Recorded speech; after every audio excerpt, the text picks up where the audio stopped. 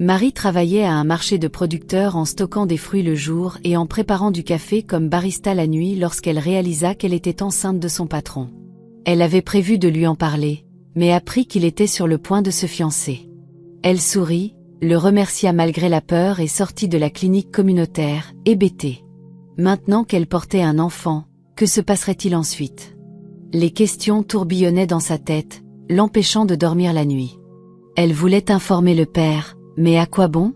Il allait se marier, et si quelqu'un découvrait qu'elle était enceinte de son enfant, cela ne ferait que causer des problèmes. Finalement, elle décida de démissionner. Démission? Les sourcils de M. Whitman se froncèrent lorsqu'il ouvrit le dossier qu'elle lui tendit. Pourquoi le salaire et les avantages ici ne sont-ils pas suffisants? Marie inspira, cherchant ses mots. Ce n'est pas ça, monsieur. Ma grand-mère vieillit. Le bruit et l'agitation de la ville sont durs pour elle. Son médecin dit qu'il serait mieux pour elle de vivre dans un endroit plus calme, avec de l'air frais, peut-être à la campagne. Êtes-vous sûr? Demanda-t-il à nouveau. Apprendrait-il un jour la vérité? C'était une autre histoire. L'histoire de Marie. Qu'est-ce que vous faites? Faites attention où vous marchez. Un client masculin aboya contre Marie plus tôt cette semaine-là. Elle portait une commande à une autre table lorsqu'elle trébucha sur le pied tendu de l'homme. Je suis vraiment désolée, monsieur.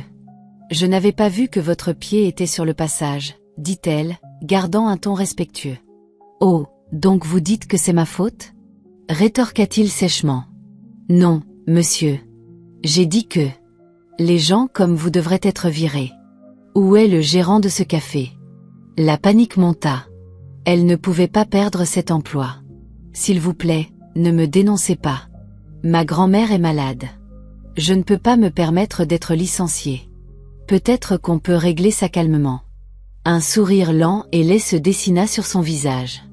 Il se pencha près de son oreille. Alors, viens avec moi plus tard. Il y a un motel à côté. Grossier, répliqua-t-elle, et dans sa fureur, son genou frappa directement son entrejambe. Son cri attira l'attention dans tout le café. Il jura contre elle et leva à moitié la main pour la gifler, mais un jeune homme s'interposa et l'arrêta. Le tumulte fit taire la salle juste au moment où la gérante du café accourut. « Que se passe-t-il ici ?» demanda la femme au client, polie mais ferme. « Votre serveuse m'a frappé, » se plaignit-il. « Marie, pourquoi aurais-tu fait ça ?» demanda la gérante. « Il m'a manqué de respect, » répondit Marie, luttant pour garder son calme. « Ne t'ai-je pas dit que le client a toujours raison ?» Les mots piquèrent. Marie avait espéré qu'une autre femme la soutiendrait. Elle ravala les larmes montantes et soutint le regard de la gérante. « Pas cette fois, madame. Il m'a harcelée. » Se tournant vers l'homme, la gérante inclina la tête. « Monsieur, nous sommes vraiment désolés. Cela ne se reproduira plus. » Marie, choquée, fixa la gérante. « Madame, c'est moi qui ai été harcelée. S'il te plaît, Marie, tais-toi, » avertit la gérante, puis elle se tourna à nouveau vers le client.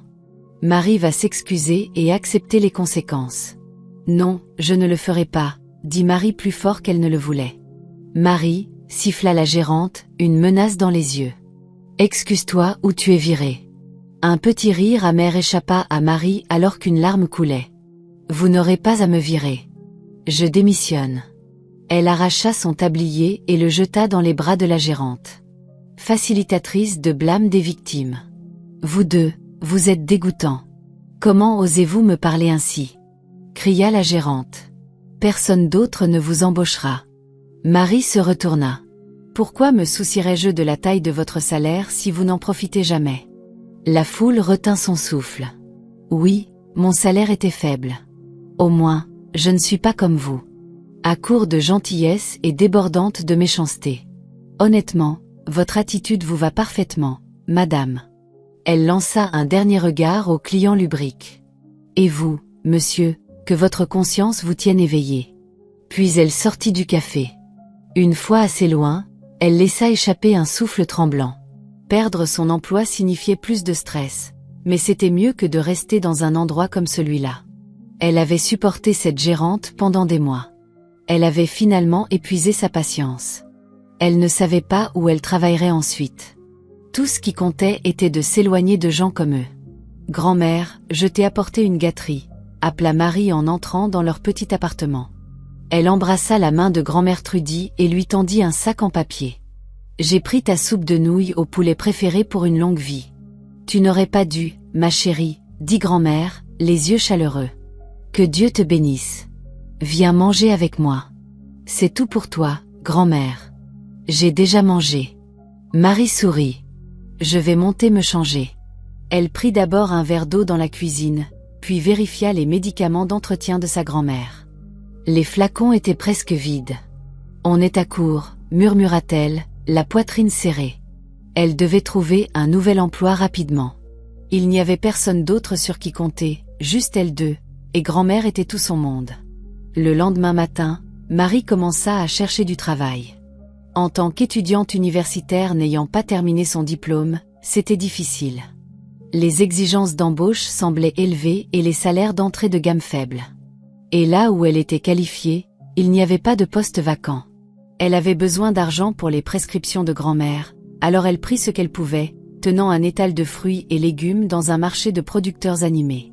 Le salaire n'était pas formidable, mais c'était quelque chose. Avec la hausse des prix, elle ne pouvait pas se permettre d'être difficile si elle voulait survivre. Sa première semaine se passa bien jusqu'à ce qu'une personne familière s'arrête à son étal. Un jeune homme cligna des yeux, surpris. « Et, tu es celle du café, non ?» C'était le même gars qui était intervenu le jour de l'incident. Marie hocha la tête, embarrassée.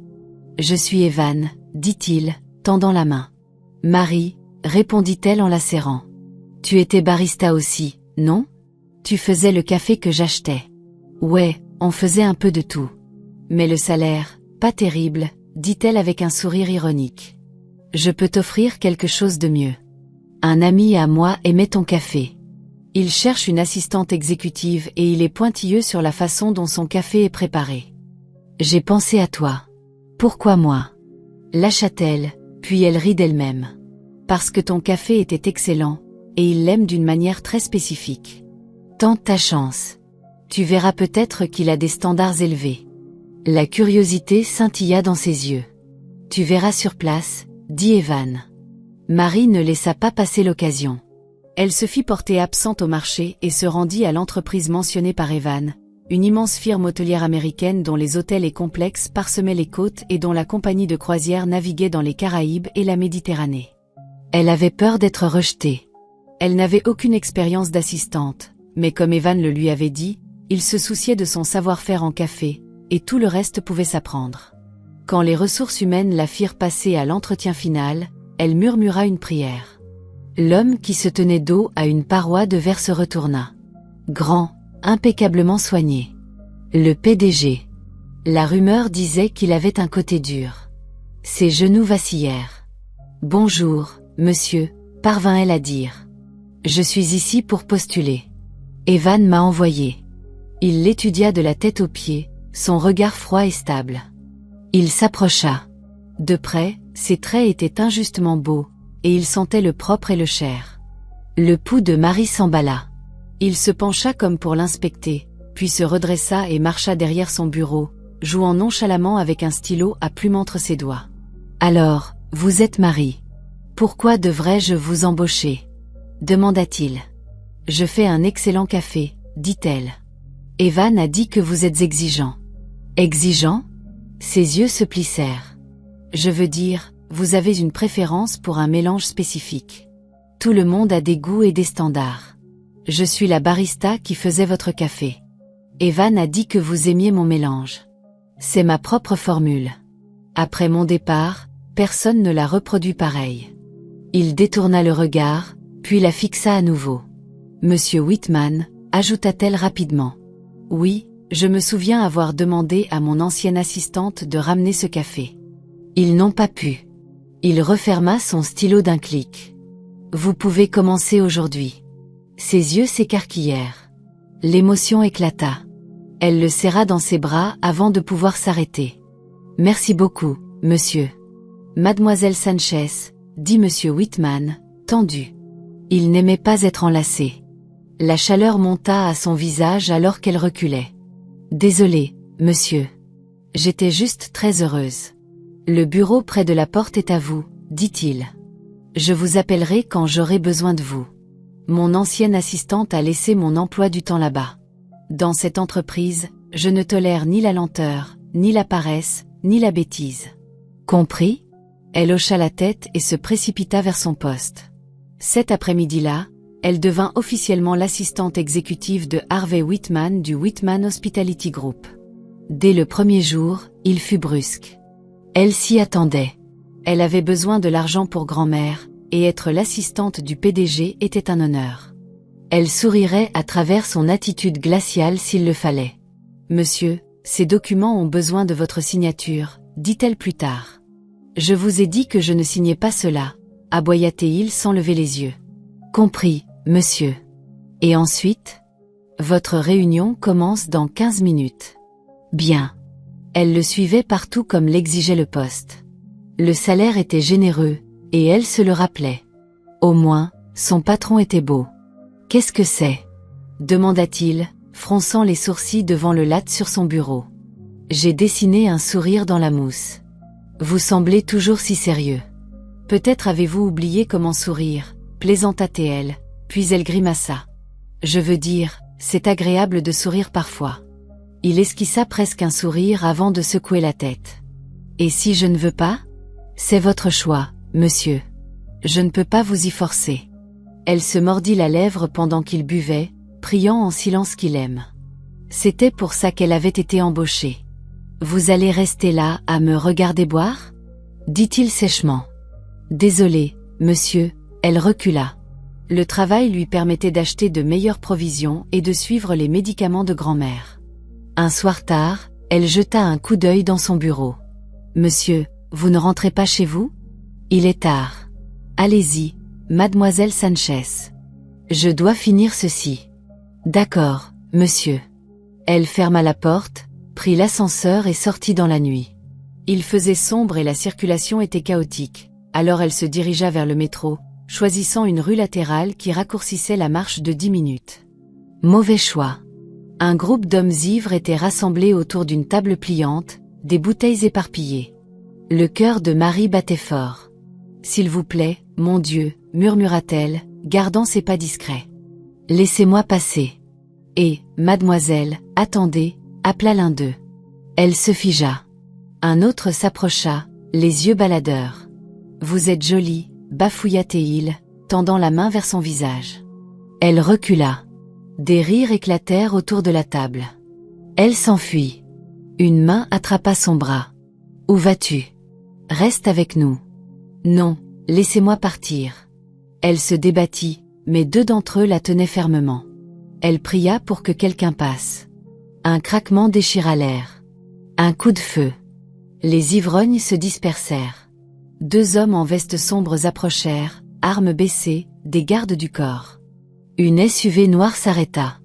Un garde ouvrit la portière arrière. « Madame, montez avec nous, » dit-il. Tous ses instincts lui disaient de ne pas monter dans une voiture avec des inconnus. Mais sa seule pensée était de s'échapper. Elle monta et fixa. « Monsieur Whitman, nous n'avancerons pas si vous restez assise là, » dit-il, calme mais tranchant. Elle ferma la portière. La SUV démarra. « Merci. Je ne sais pas ce qui serait arrivé si. La prochaine fois, ne marchez pas seul à 22 heures, » dit-il. Les temps ont changé. Les mauvaises personnes sont partout. Je ne veux pas assister aux funérailles d'une employée. Sombre, murmura-t-elle, mais elle ne put s'empêcher de sourire. Alors, vous vous souciez de moi ? Je me soucie de ne pas avoir à remplacer une assistante, dit-il. Et j'aime mon café. Je vous ferai du café même avec Saint-Pierre, rétorqua-t-elle. Si vous ne le buvez pas, je reviendrai vous hanter. Il étouffa un rire. Il détestait les bavardages. Pourtant, ce soir-là, son babillage ne le dérangeait pas. Elle raconta de petites histoires pour combler le silence. « Désolée, monsieur. Je parle trop, » dit-elle enfin. « répondit-il, ce qui, dans son langage, n'était pas vraiment une réprimande. « C'est notre immeuble, » dit-elle lorsqu'ils arrivèrent dans sa rue. « Merci encore, et remerciez vos hommes. » Elle sortit. « Dieu merci, tu es rentré, » cria grand-mère Trudy depuis la porte. J'avais un mauvais pressentiment. Il est tôt, grand-mère. Juste 19 heures, apaisa Marie, même s'il était bien plus de 21 heures avec la pluie et la circulation. Elle jeta un coup d'œil en arrière et surprit Monsieur Whitman qui l'observait depuis la fenêtre de la SUV. Il détourna rapidement le regard. Remercions ces hommes, dit grand-mère, se dirigeant déjà vers le trottoir. Grand-mère, non. Marie grimaça alors que son patron sortait réellement pour saluer l'aîné. Merci d'avoir sauvé ma petite fille et de l'avoir ramenée à la maison, dit grand-mère. Ce n'est rien, madame, répondit Monsieur Whitman, la voix étonnamment douce. Monsieur, appela un garde, inspectant un pneu. Nous sommes à court d'essence et il y a un clou dans le pneu arrière. Les magasins ferment tôt à cause de la tempête. Trouvez du carburant si vous pouvez, dit-il. Les gardes partirent. Vous allez attraper froid ici, dit grand-mère. Entrez vous asseoir. Il hésita, puis hocha la tête. Le vieux canapé s'affaissa, et Marie ressentit une pointe de honte pour leur salon usé, mais il ne se plaignit pas. Pardonnez l'endroit modeste, dit grand-mère. Rien à pardonner, répondit-il poliment. La pluie martelait les fenêtres. Marie, fais un café au gentleman, dit grand-mère. Comment vous appelez-vous, jeune homme? Harvey, dit-il. Juste Harvey. Alors, vous n'êtes pas si grossier après tout? Gloussa grand-mère. Elle me dit que vous êtes grincheux. Marie fixa le plafond. Grand-mère? Marie apporta le café au salon. Café, monsieur? Il prit la tasse, but, ne dit rien. Je vais ranger la cuisine, murmura-t-elle, se détournant. Grincheux, hein? Dit-il, et elle se figea. Il avait entendu. Mortifiée, elle s'enfuit vers l'évier. Grand-mère l'invita à rester pour le dîner. Il accepta et surprit Marie en étant de bonne compagnie avec sa grand-mère. Plus tard, alors que la pluie empirait, ses gardes appelèrent, bloqués, aucun atelier de réparation ouvert. Vous devriez dormir ici, insista grand-mère. Il pleut à verse. N'est-ce pas trop de dérangement? Demanda Marie. Absurde, dit grand-mère. Il prendra ta chambre. Tu peux prendre le canapé. Non, lâcha Marie, horrifiée. Je prendrai le canapé, dit Harvey. Votre maison, vos règles. Aucun invité chez nous ne dort sur un canapé, déclara grand-mère. Marie, prépare ta chambre. Et sur ce, elle partit se coucher, les laissant seuls dans une gêne palpable. Dans sa chambre, Marie s'affaira, lissant les draps. Désolée pour le désordre. J'ai couru au travail. Et ça? Demanda-t-il, tenant une culotte ornée de motifs de dessins animés pour enfants. Son visage devint écarlate. Elle la lui arracha. Pourquoi tenez-vous ça? Il cacha un sourire. Où vas-tu dormir? Par terre. Non, il fait trop froid. Si tu insistes pour le sol, je le prends. C'est ta chambre. Tu devrais être à l'aise. Absolument pas. Alors, on partage. Il ne se passera rien. Il s'allongea et tourna le dos, parfaitement pragmatique. Le cœur battant, elle se glissa dans le lit, restant à son bord. Elle compta une armée de moutons. Le sommeil ne venait pas. Elle se retourna et constata qu'il la regardait déjà. Elle faillit crier. « Tu ne peux pas dormir non plus ?» demanda-t-il. « Non » murmura-t-elle. Elle essaya de se détourner, mais ses yeux traçaient son visage. Il avait une touche d'ascendance russe, et ses yeux verts étaient saisissants, même dans la pénombre. « Tu vas me faire fondre si tu continues à me fixer » murmura-t-il. Elle se retourna, se réprimandant intérieurement. « Marie » dit-il doucement. Elle se tourna à nouveau. Ses mains encadrèrent son visage.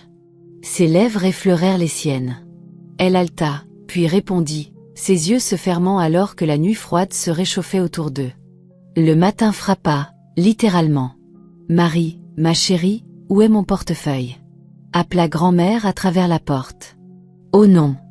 Marie se redressa d'un bond. Harvey était allongé face contre le matelas à côté d'elle, le dos nu à moitié couvert par le drap.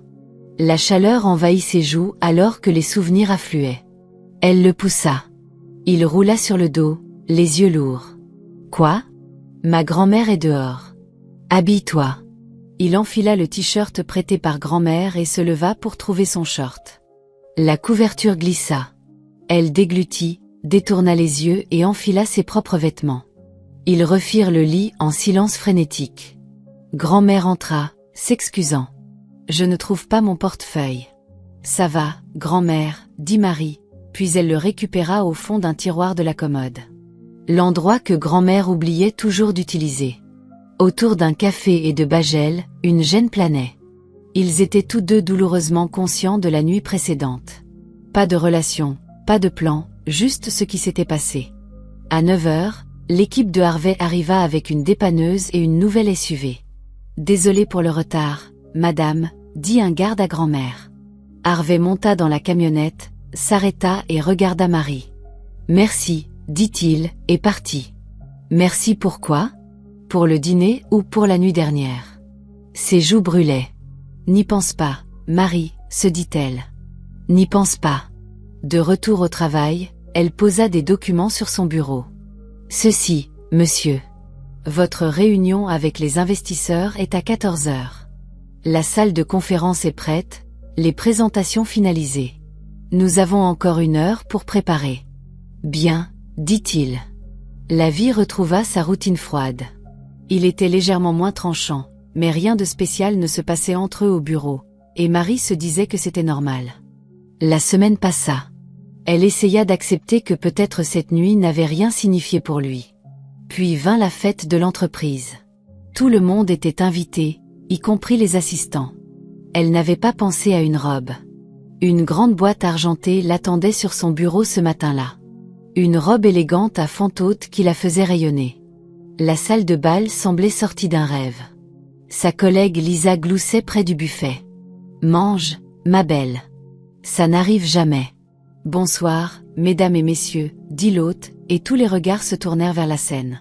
« Veuillez accueillir le président Whitman. » Applaudissements polis. « Merci de vous joindre à nous pour célébrer une fusion réussie, » dit le président.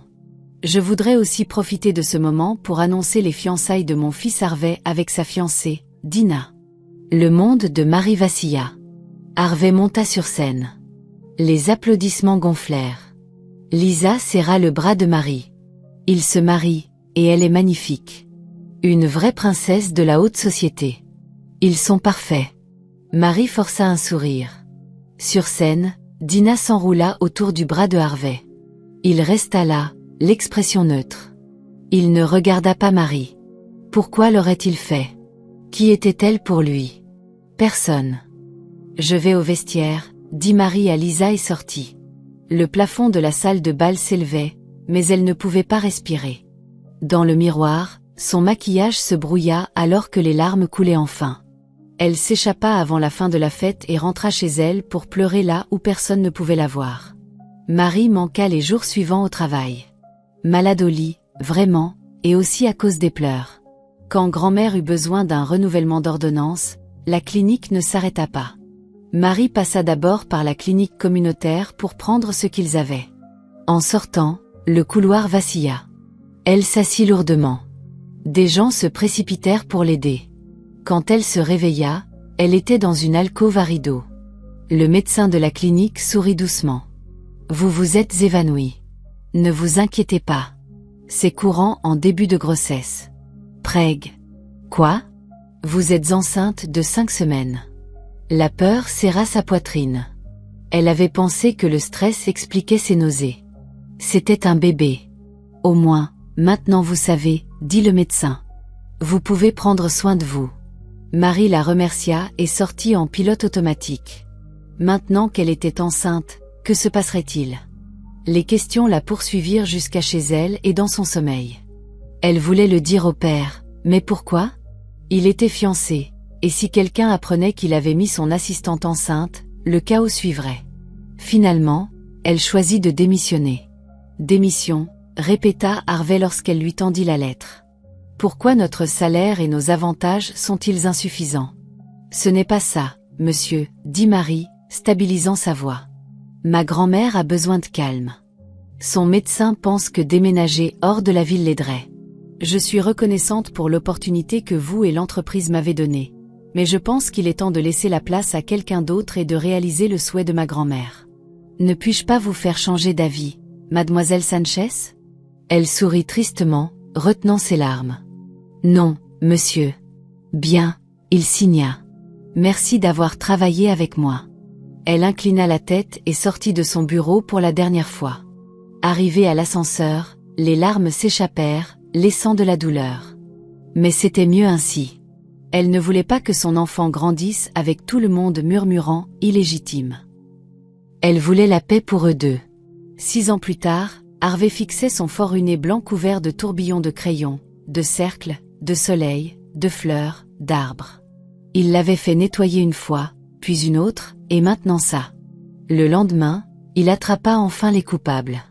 2 petits garçons dessinaient joyeusement sur les portières de son SUV. « Regarde, Ryan, mon arbre est génial, » dit l'un. « Le mien a des fruits, » répondit l'autre. « Et, vous deux, qu'est-ce que vous faites à ma voiture ?»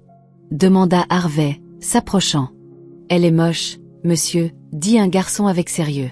« On la rend meilleure. » « Vous aimez nos dessins ?» Une veine pulsa sur la tempe de Harvey. Puis il remarqua leurs yeux, verts comme les siens. Il s'accroupit et prit doucement chaque garçon par le bras. « Vous ne devriez pas dessiner sur les voitures, d'accord ? J'ai dû la faire nettoyer encore et encore. Mais notre maman dit que notre art est bon, » dit celui avec l'arbre fruitier. « Peut-être que vous n'avez pas de sens artistique. » Harvey exhala et se frotta le front. « Où sont vos parents ? » « Notre maman est là-bas, » dit l'autre, pointant du doigt. Une jeune femme se retourna, et le temps s'arrêta. Marie, l'assistante qui avait disparu il y a 6 ans. La panique traversa son visage. « C'est notre maman, » ajouta le garçon. « Et notre papa est en enfer. » Marie tressaillit. La chaleur monta à son cou.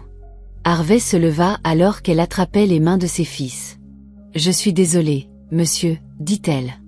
Nous partons. Il se plaça devant eux. Qui est leur père? Je ne travaille plus pour vous. Je ne vous dois pas de réponse, dit-elle, détournant les yeux. Le mouvement, la déglutition dans sa gorge. Il vit tout, et le soupçon s'enflamma. Maman, attends, plaida un garçon. Papa. Une voix de petite fille s'éleva de l'autre côté du parking. Une enfant d'âge préscolaire courut vers Harvey et leva les bras. Il attrapa sa nièce sans réfléchir. On rentre à la maison, les enfants, appela quelqu'un depuis une berline. Et Marie profita de la distraction pour s'éloigner rapidement. Maintenant qu'il avait vu les garçons avec ses yeux, son esprit s'emballa de possibilités, et elle le savait. Cet après-midi-là, Marie était de retour au travail dans un café quand Harvey entra et s'assit. « Un Marie Sanchez », dit-il lorsqu'elle s'approcha avec un stylo et un carnet. « On est en rupture de stock. Monsieur, dit-elle, un sourire doux collé au visage. Si vous ne voulez pas me parler ici, je peux acheter cet endroit juste pour vous parler, murmura-t-il, puis il l'attira sur ses genoux. Elle se raidit, le visage en feu. Monsieur, s'il vous plaît.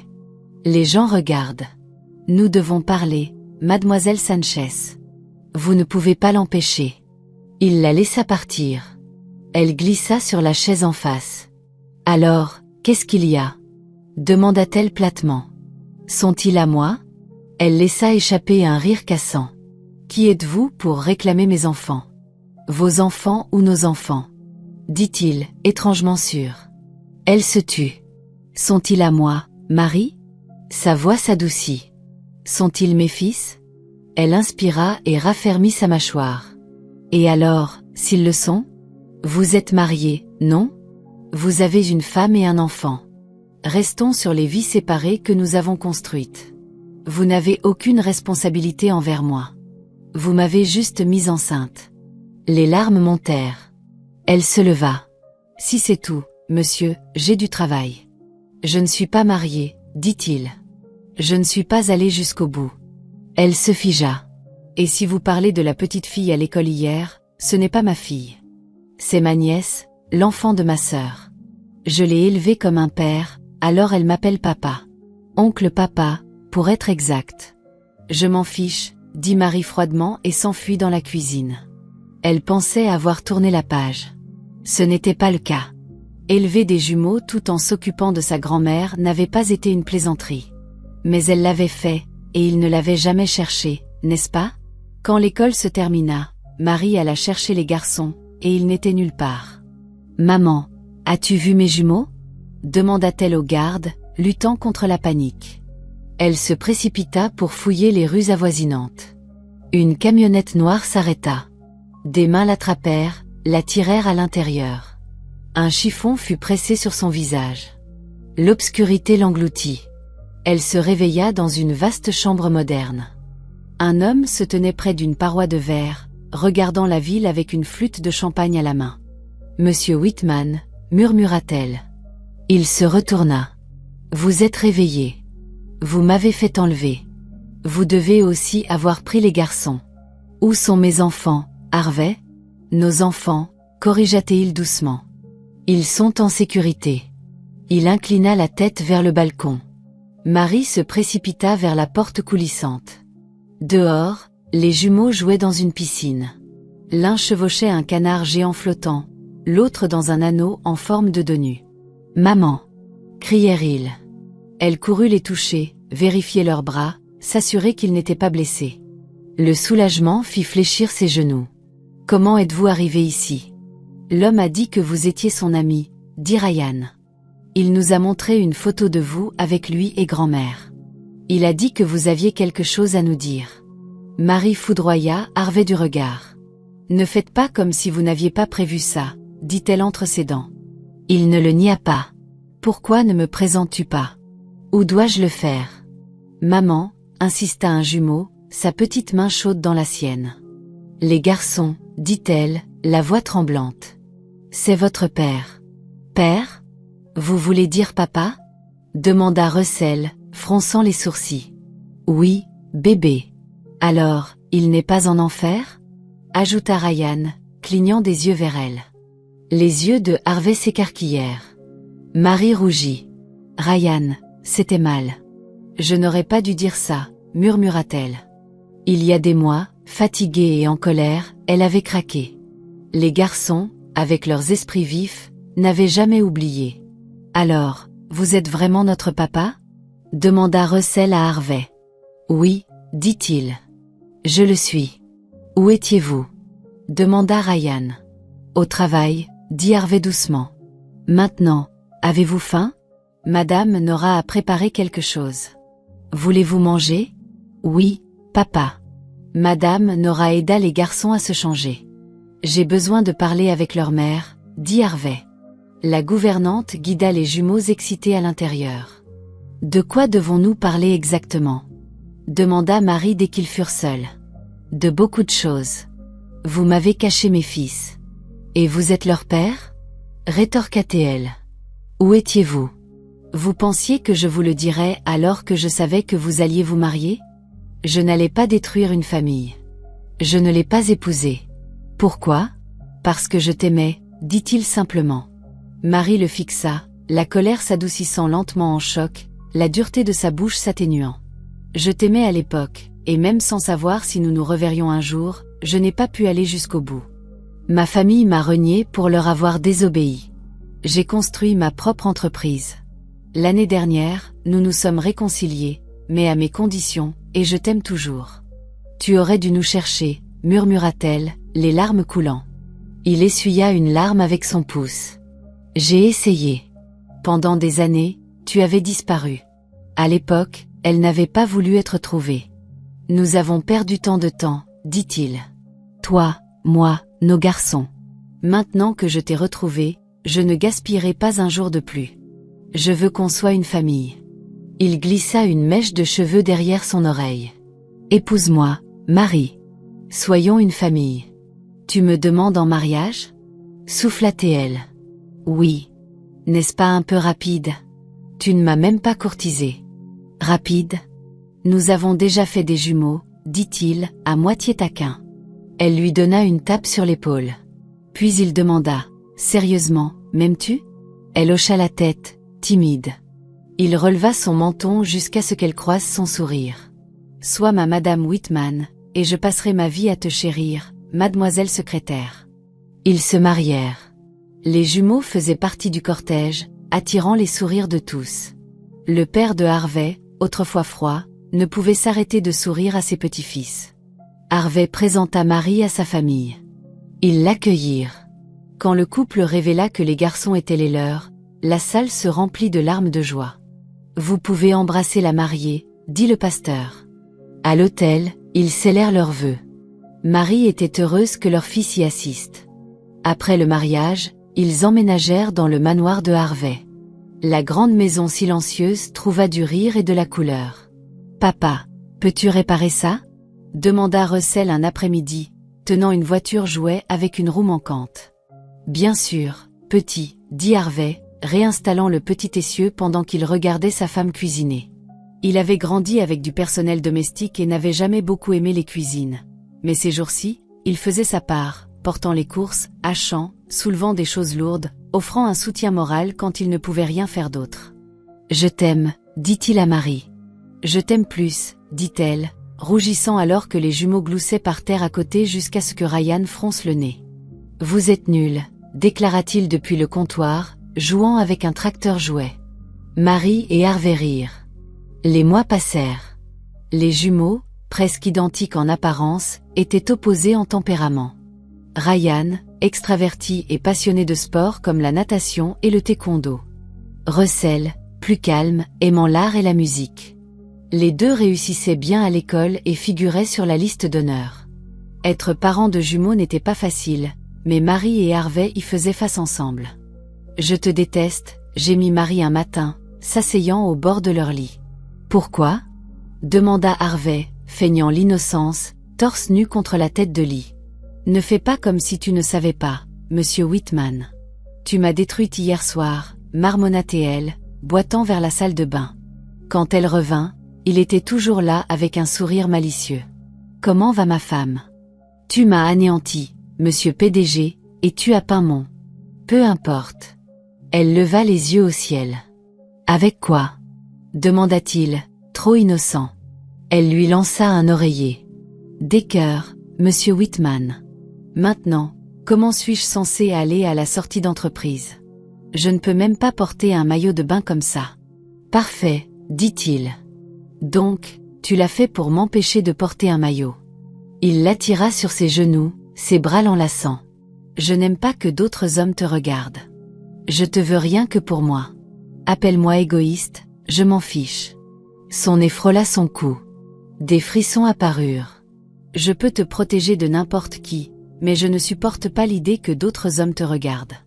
S'ils le font, je m'assure que tu sois marquée comme mienne. » Il mordilla son cou à nouveau.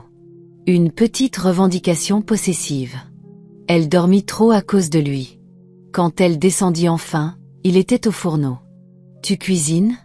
demanda-t-elle, l'enlaçant par derrière. « Je t'ai fatigué hier soir. Laisse-moi faire ça. Assieds-toi. Je vais te servir, ma belle épouse. » Elle le regarda, douce de bonheur. « Que veux-tu boire ? Chocolat, lait ou café ? » « Café, » dit-il, posant une tasse devant elle. « Ce n'est pas aussi bon que le tien, mais j'espère que tu l'aimes. »« Tu t'améliores, » dit-elle après une gorgée. « La douceur est juste parfaite. C'est fou. Je faisais ton café avant, et maintenant c'est toi qui fais le mien. La différence, c'est que je ne suis pas grincheux comme tu l'étais. Étais-je si terrible ? N'étais-tu pas ? » Toujours à froncer les sourcils. Il essaya de ne pas sourire. Coupable comme accusé. « Dis-moi, » dit-il.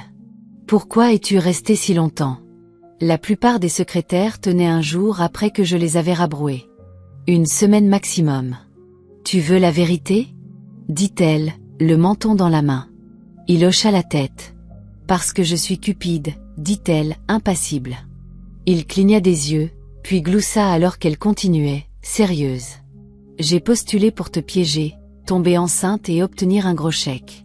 Les enfants et moi hériterons d'une fortune quand tu mourras. Il éclata de rire. Il connaissait trop bien sa femme pour croire ça.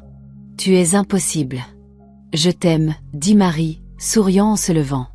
On dirait que le petit déjeuner est prêt. Je vais chercher les jumeaux. Les enfants, le petit déjeuner. Appelait-elle à l'étage. Ils dévalèrent les escaliers et prirent leur place. Waouh, papa, tu as fait ça pour nous, dit Russell. Ces dinosaures Milo sont géniaux. Content que ça vous plaise, dit Harvey. Pas de réunion aujourd'hui, je vous emmène à l'école moi-même. Les garçons exultèrent.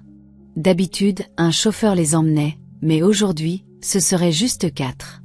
Dans la voiture, Marie s'assit devant. Les jumeaux jouaient sur une tablette à l'arrière. Faites de votre mieux, dit Harvey à l'arrêt.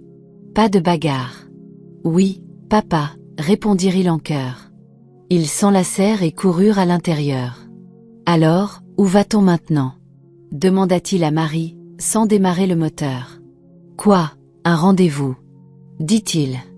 La babysitter arrive pour les récupérer plus tard. J'ai libéré la journée. Elle est à nous. Il souleva un bouquet de ses fleurs préférées de la banquette arrière. Merci, dit-elle, puis fronça les sourcils en plaisantant. C'est quoi aujourd'hui? Ce n'est pas le jour où on s'est rencontrés, pas notre anniversaire. Qu'est-ce que j'oublie? Il rit alors qu'elle réfléchissait trop. Aujourd'hui, c'est le jour où on a fait les jumeaux, murmura-t-il. Tu te souviens de ça? Bien sûr. C'était spécial, dit-il, et elle se mordit la lèvre, les joues chaudes. Où veux-tu manger? Au café qu'on aime. J'ai envie de quelque chose de sucré. Il s'installait quand une voix familière gazouilla. Marie, c'est ça? Dina se tenait là, impeccable et froide. Waouh, tu as l'air humaine maintenant, mais tu sais ce qui n'a pas changé? Tu sens toujours la poubelle. Dina, dit Harvey, la voix dure. Ne me touche pas. Son visage vacilla, puis elle afficha un charme forcé. Pas besoin d'être tendu. On peut se détendre. J'ai entendu dire qu'ils servent de bons cocktails ici. Ou on peut aller au restaurant japonais à côté. Je ne veux pas être avec toi, dit Harvey. Ni maintenant, ni jamais. On peut être amis, tenta-t-elle. Pas avec toi. Je ne suis pas idiot. Je sais ce que tu fais. Arrête de te faire des illusions. Tu ne m'auras jamais. Sa patience craqua. Qu'est-ce que tu lui trouves? Je suis meilleure qu'elle ne le sera jamais. Vraiment? Avec cette attitude, dit Harvey, la voix basse. Tu n'es pas qualifié pour être comparé à ma femme. La couleur monta aux joues de Dina. Tu n'as pas le droit de m'insulter. Dès que tu as insulté ma femme, j'ai gagné ce droit, dit-il. Je ne suis pas parfait, Dina. J'ai fait des erreurs, mais la meilleure décision que j'ai jamais prise a été de ne pas t'épouser. Je ne pourrai jamais vivre avec quelqu'un comme toi. Tu es sans cœur, siffla-t-elle. N'as-tu aucune empathie pour ce que je ressens? Pourquoi m'en soucierais-je quand tu n'en montres aucune pour les autres? C'est fini. Reste loin de nous. Je t'ai laissé faire quand tu as bloqué mes recherches pour Marie il y a des années. Plus maintenant. Tu n'aimeras pas ce que je ferai ensuite. Il se tourna vers Marie, le visage adouci. Allons-y, ma femme. On prendra à emporter. Je connais un meilleur endroit pour traîner. Il prit leur commande et l'escorta dehors. N'étais-tu pas un peu dur? Demanda Marie alors qu'il marchait vers la voiture. Elle l'a mérité. Si être le méchant est ce qu'il faut pour te protéger, je l'accepte, dit-il, ouvrant sa portière. Les gens comme Dina ne méritent pas de gentillesse quand ils refusent d'en donner. Il conduisit jusqu'à un parc au bord d'un lac que peu de gens connaissaient. Une eau claire où les poissons sautaient, des arbres chargés de feuilles, des fleurs sauvages en touffes colorées, le chant des oiseaux porté par la brise, un endroit pour respirer. Dommage que les garçons ne soient pas là, dit Marie, appuyée sur sa poitrine alors qu'ils finissaient leur pâtisserie sur l'herbe sous un arbre. Ils sont là, dit Harvey. Quoi? Elle se redressa. J'ai dit à la babysitter de les amener après l'école. J'ai aussi fait envoyer une tente à l'avance. Une tente? On dort ici? À moins que tu ne veuilles pas. Bien sûr que je veux. Je n'ai jamais fait ça. Les garçons seront ravis d'apprendre qu'on campe. Les jumeaux descendirent de la SUV quelques minutes plus tard. Des aides déposèrent l'équipement et partirent. Qu'est-ce qu'on fait ici, maman? Demanda Russell, les yeux écarquillés. On campe, bébé. Vraiment? Ryan bondit. Papa, laisse-moi aider. J'ai regardé des tutoriels sur la construction de tentes le mois dernier. Moi aussi, ajouta Russell. Allez, les garçons, dit Harvey. On s'y met. Je vais préparer la nourriture, appela Marie, souriant alors que les trois travaillaient. Seuls dans leur petit coin de verdure, Marie avait l'impression que le monde leur avait offert un paradis privé. « Maman, c'est fini !» cria Russell, attrapant sa main et la tirant vers la tente terminée. À l'intérieur, les garçons chahutaient pendant que Harvey riait, et le cœur de Marie était comblé. « Elle peut accueillir 5 personnes, dit-elle. « 5 ? Nous ne sommes que 4, dit Harvey, perplexe. Marie sourit, et il comprit. « Attends, ne me dis pas que tu es enceinte. » Elle hocha la tête, rayonnante. « On va avoir un autre bébé, les garçons. »« Vous avez entendu ?» Harvey exulta. « On va avoir un autre bébé. » La joie explosa. Les jumeaux couvrirent le ventre de Marie de baisers, même s'il n'y avait pas encore de bosse. Cette nuit-là, ils firent un feu de camp contre le froid, grillèrent des brochettes et chantèrent, un souvenir familial parfait que les jumeaux n'oublieraient jamais. Des mois plus tard, Marie donna naissance à une petite fille en bonne santé. Ils avaient tout préparé. Harvey compensa les années manquées. Il était présent à chaque rendez-vous, stable et patient, d'une manière que Marie n'avait jamais vue auparavant. Elle se sentait chanceuse de l'avoir épousé. « Dis-le !» dit Q.A. Les jumeaux entraînaient leur petite sœur un après-midi alors qu'elle était dans son berceau, âgée de 5 mois et plus intéressée par son biberon que par leurs leçons. Marie rit et tendit le biberon à Russell. Elle et Harvey préparaient les affaires pour le baptême d'Ali. Elle avait donc tiré du lait. « Vous êtes prêts, les costumes repassés ?» demanda-t-elle.